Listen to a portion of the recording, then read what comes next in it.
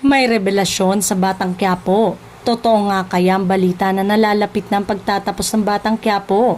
Mukhang hindi na nga aabot kagaya ng mga probinsyano ang nasabing serye ni Coco Martin ngayon. Eto nga ang naging isa sa naging revelasyon ng bagong umalis na si Lorna Tolentino sa MediaCon. Nang espantaho ay natanong nga ito kung magtatapos na ang FPJ Batang Quiapo dahil isa-isa nang tinatanggal ang mga major character mula kina Miss Charo Santos Concho at Cherry Pie Picache na nasaksak ni Lena, played by Mercedes Cabral. Nauna nang nawala na si Lena, si Lou Veloso na gumanap bilang Noy at si Direk Joey Lamangan as Roda pero nabuhay ito.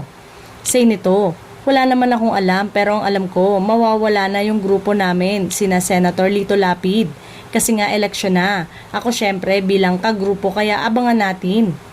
Madami pang magaganap kaya nalalapit na umano ang exciting part sa FPJ Batang Quiapo.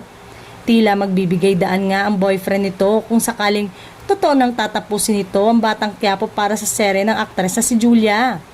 Mukhang may pinaghahandaan kasi ang hari ng telebisyon sa future ng mga mahal niya sa buhay. Maganda yan dahil talagang paspasan ang paghahanda niya sa mga susunod na plano niya sa kanyang buhay.